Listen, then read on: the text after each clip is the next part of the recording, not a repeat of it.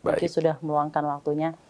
Pak, di tengah efisiensi anggaran di beragam kementerian, Kementerian Pertanian Republik Indonesia sendiri menghadapi efisiensi anggaran sebesar 10 triliun rupiah dengan anggaran di 19,9 triliun rupiah. Pertanyaan saya mungkin langsung saja, Pak, bagaimana tanggapan Anda mengenai keputusan pemerintah tentang efisiensi anggaran ini dan bagaimana juga anggaran sebesar 19,9 T ini akan dialokasikan ke sektor-sektor yang paling prioritas untuk mendukung swasembada pangan? Begini. Kata-kata efisien itu bukan pemerintah saja, pengusaha semua sektor. Dan itu sangat baik. Sangat baik ya Pak. Kami sudah melakukan efisien dan ada hasilnya. Di refocusing anggaran kemarin, di 2020 pada saat pelantikan, Oktober, kami lakukan efisien. Masih ada kesempatan 3 bulan kan, akhir anggaran. Itu 1,7 triliun. Kami beli pompa yang tadi, jadi biaya perjalanan dinas, biaya rehab kantor, kemudian biaya rapat, biaya kalung bunga macam-macam, cipika-cipiki biaya macam-macam, cabut 1,7 triliun. Seremonial ya? Seremonial, semua kami habisi dan teman-teman Kementerian Pertanian sepakat. Hasilnya apa? Itulah BPS naik produksi nilainya 17 triliun rupiah. Jadi efisien, efektif, produktif. Jadi banyak yang salah mengartikan. Yang dia katakan efisien itu sekecil-kecilnya kita keluarkan, tapi menghasilkan sebesar-besarnya. Bayangkan kami keluarkan dalam waktu 3 bulan, 4 bulan. 1,7 triliun anggaran kami kumpul nih. Tidak ada tambahan anggaran nih. Kan akhir tahun kan? Kumpul. Setelah itu kami belikan pompa, belikan benih untuk petani, belikan sektor produktif. Ada yang rehab kantor. Saya katakan kantor ini masih bisa bertahan 10 tahun. Ngapain direhab? Kami tarik, masukkan, beli benih. Kalau benih ditanam langsung tumbuh jadi uang. Kesejahteraan petani. Tahu nilainya naik 17 triliun. Itu kata BPS. Nah, peningkatan kemarin, coba katakanlah yang dihitung BPS baru-baru. Itu peningkatannya kurang lebih 3 juta ton. Tahu kalau 3 juta ton? Harganya kali 10 juta aja. Itu berapa tuh? 30 triliun. Iya kan? Kalau kali 12.000 harga beras, 36 triliun. Kenaikannya Januari, Februari, Maret, April. Itulah efisien, dimaksud efisien. Tertinggi produksi. Kan aku belum belanjakan anggaran 2025 kan? Betul. Kan saya belum belanja nih. Betul. Ini kan masih hasil kerja anggaran kemarin yang 1,7 triliun. Bayangkan dampaknya bisa naik. Kita kan belum belanja nih, relatif masih belanja sedikit nih. Januari, Februari, Maret, April itu naik produksi dibanding sebelumnya tahun lalu itu nilainya 36 triliun. Itu baru padi. Bagaimana jagung? Bagaimana yang lain? Efektivitas ya Pak, bukan hanya efisiensi. Iya, Mbak, kalau saya, dalam prinsip saya, karena kami dari susah. Seandainya uang yang membuat saya duduk di sini, nggak mungkin saya duduk di sini. Tapi ada passion, ada kemauan, ada keinginan keras. Kemudian harus efektif, efisien, produktif. Setiap kita bergerak dalam kehidupan ini. Bukan saja anggaran negara. Dalam rumah tangga juga begitu. Yang tidak penting ngapain? Yang tidak produktif ngapain dibeli? Jadi di seluruh sektor. Dan ini tepat. Banyak anggaran yang tidak. Ini kita belanjakan di tempat yang produktif. Dengan capaian produktivitas yang sudah begitu baik Pak, dengan anggaran 2024, berarti 2025 ini anggaran di 19,9 T akan diprioritas untuk program-program apa? Iya pasti. Jadi kami organize dengan baik anggaran itu dengan pegawai seterusnya. Itu kepada sektor kepentingan petani. Apa kepentingan petani? Pupuk, benih, traktor, kebijakan. Jangan sampai alat ini, traktor ini, pupuk ini terlambat sampai. Ini sudah diberesin.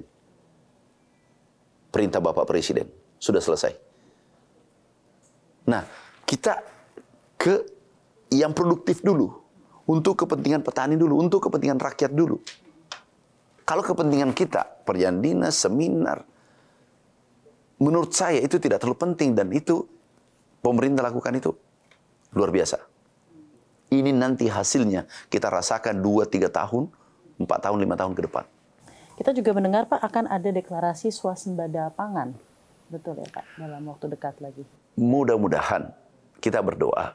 Kelihatan produksi sudah on track, on the right track program kita. Mudah-mudahan kita berdoa. Yang jelas jiwa ragaku kami optimalkan untuk negara. Terus ya Pak ya, komitmennya Iya. dijalankan. Mudah-mudahan ya Pak ya. Iya, mudah-mudahan. Dalam waktu dekat atau seperti apa Pak? Mudah-mudahan. Kalau terjadi lebih dekat kan alhamdulillah. Tapi kelihatan hilal sudah ada. Kelihatan hilal sudah Hilalnya ada sudah untuk muncul. deklarasi swasembada pangan. Iya, karena BPS yang umumkan bahwa produksi tertinggi itu Selama dalam 3 kondisi tahun sulit ya. Ada El Nino, ada La Nina, ada Ya. kekeringan, ada kebanjiran. Jadi ya kita syukuri. Baik. Jika ada satu hal yang masih menjadi apa ya Pak, masih berat di hati Anda untuk industri pertanian Republik Indonesia maju, menurut Anda apa yang menghalangi Indonesia menjadi juara di pertanian di Indonesia? Korupsi dan mafia. Harusnya mafia. Dan itu saudara kita sendiri. Kami baru-baru ini ada pupuk palsu kan. 27 perusahaan kami blacklist. Dan kami kirim ke penegak hukum ada 5 pupuk palsu. Itu tidak beradab. Bayangkan kalau pupuk palsu membuat sengsara petani 100.000. Kemarin kita hitung 100.000 dampaknya yang menerima. Tahu kalau pupuk palsu, nih dampaknya kadang orang tidak paham. Biayanya 1 hektar itu katakanlah 20 juta, 19 juta per hektar. Biaya ngolah, biaya herbisida, biaya benih, seterusnya. Kemudian tiba-tiba ada pupuk palsu masuk. Biayanya katakanlah 2 juta rupiah. Atau 1 juta, 2 juta. Ini akan menghancurkan 18 juta. 18 juta ini modal pinjaman. Modal kur. Petani pas-pasan meminjam ini barang. Tiba-tiba jadi 0. Kira-kira gimana? Biadab nggak orang melakukan ini? Tidak ada peri kemanusiaannya betul-betul. Kami langsung tindak, kami yang melanggar kami copot, dan ada saya pecat. Kami sudah tanda tangan. Bukan karena saya, meritokrasi. Menjaga, kami kan mewakili petani, suaranya petani. Kami melindungi petani kecil. Siapa yang mau melindungi mereka kalau bukan pemerintah? Nggak boleh dibiarkan sendirian, nggak boleh. Kami lakukan. Kami sudah tanda tangan pemecatannya. Dan ada pengamat nanti di penjara. Tunggu aja. Yang mengamat selalu menyerang pertanian. Dia punya agenda tersendiri.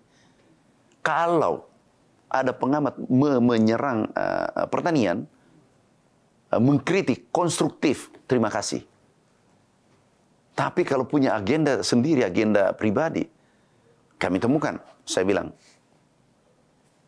kirim ke penegak hukum. Selain hal-hal tegas yang sudah Anda lakukan Pak selaku Menteri Pertanian Republik Indonesia, program-program konkret dan aksi apa yang sudah menunjukkan keberpihakan yang luar biasa untuk para petani Indonesia? 1, pupuk kuantumnya ditambah. Tapi itu tidak cukup. 2, regulasi pupuk. Dulunya pupuk bisa dikirim. Ini lagi-lagi kepres yang dikeluarkan Bapak Presiden. Bayangkan 4 kepres dikeluarkan.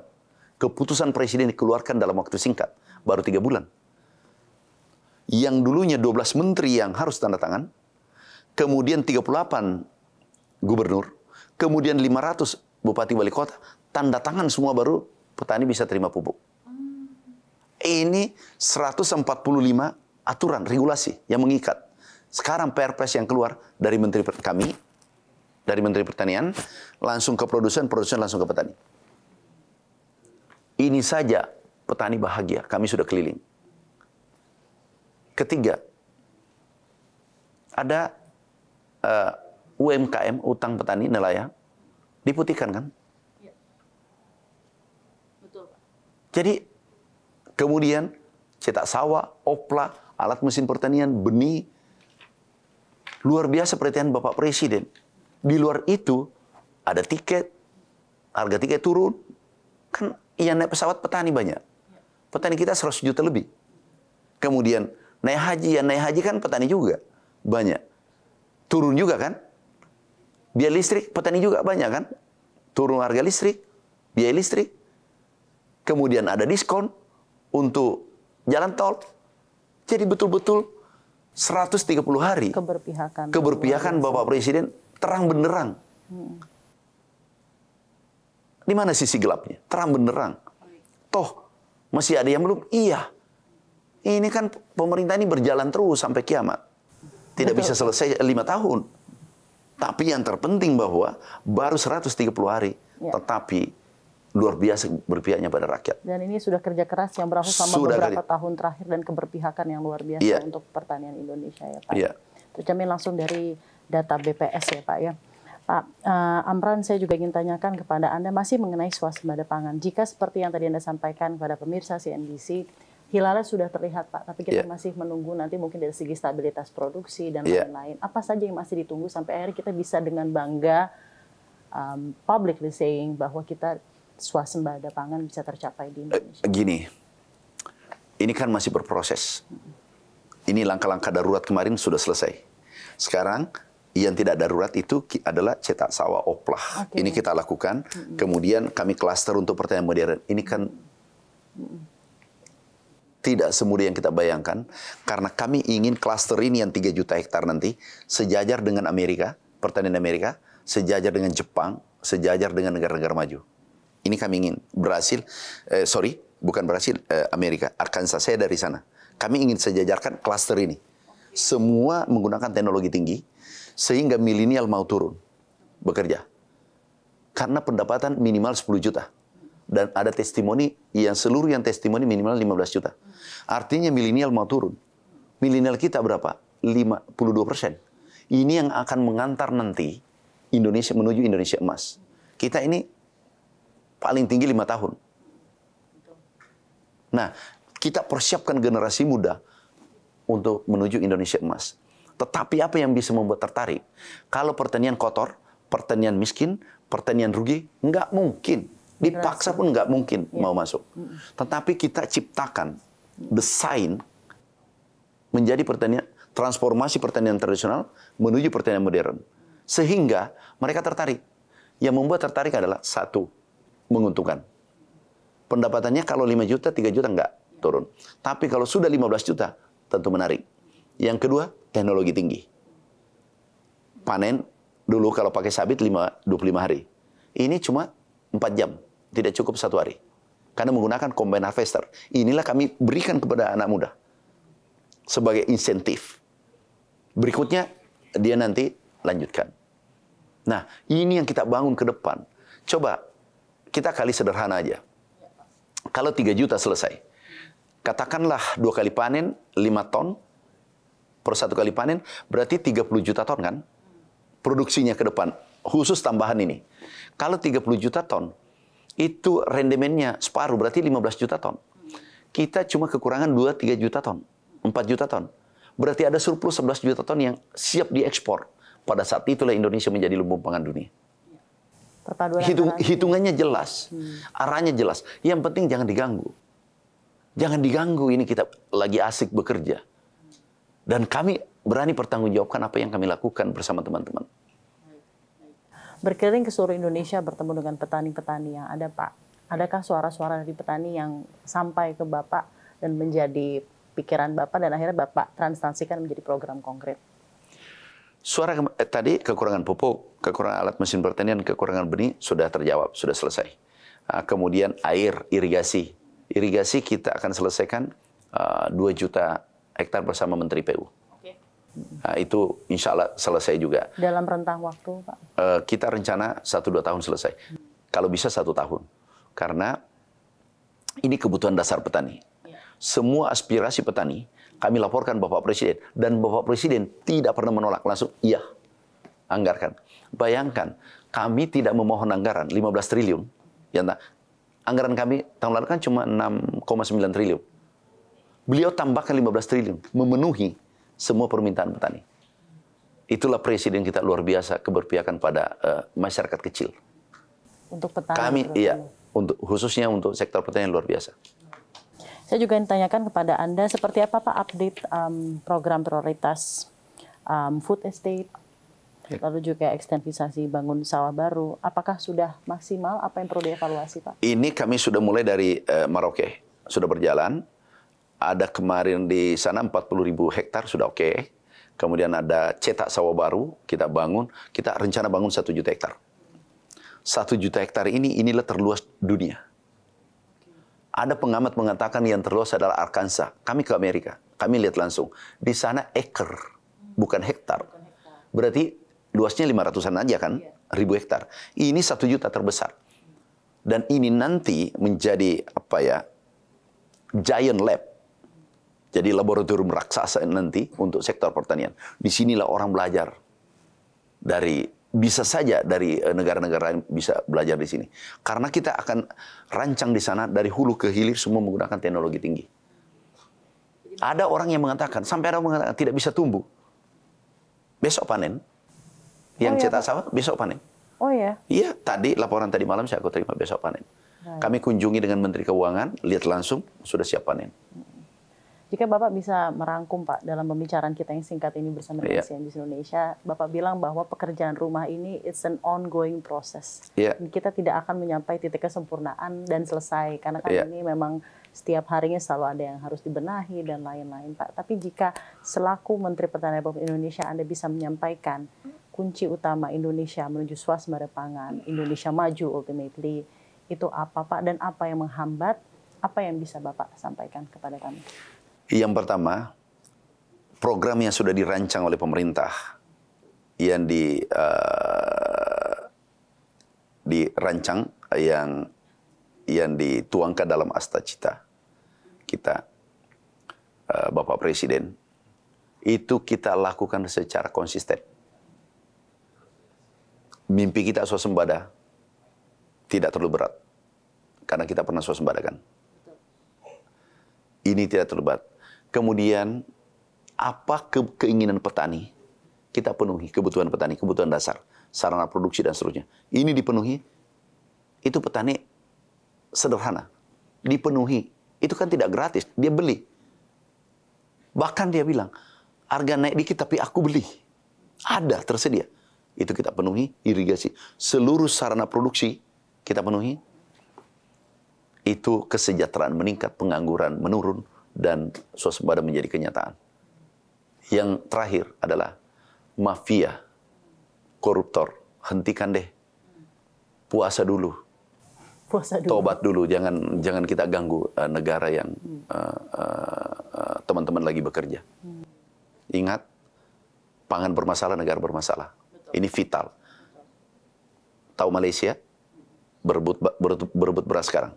Krisis Jepang, Vietnam, 3 negara-negara tetangga kita. Krisis pangan, krisis beras. Bayangkan kalau terjadi di Indonesia, penduduk kita 282 juta. Kalau krisis ekonomi masih kita bertahan. Krisis kesehatan, COVID-19 masih bertahan. Tapi kalau krisis pangan terjadi, melompat krisis politik, konflik sosial terjadi, negara bisa bermasalah. Kebutuhan primer seluruh manusia. Jadi minta tolong ekonomi kerakyatan, ekonomi orang kecil, kami minta saudaraku, sahabatku jangan diganggu. Baik. Jangan ganggu ekonomi rakyat. Baik. Sebuah statement dari Menteri Pertanian Republik Indonesia. Terima kasih banyak Pak Amran telah bergabung bersama kami di CNBC Indonesia. All the best Pak. Tentunya juga lancar untuk seluruh programnya dan juga capaian dari Kementerian Pertanian dan juga sehat menjalani ibadah Ramadan di tahun ini. Terima kasih banyak Pak Amran telah bergabung bersama kami. Assalamualaikum warahmatullahi wabarakatuh. Waalaikumsalam warahmatullahi wabarakatuh. Dan demikian dialog eksklusif kita bersama dengan Menteri Pertanian Republik Indonesia Bapak Andi Amran Sulaiman, eksklusif di CNBC Indonesia. CNBC Indonesia, Beyond Business.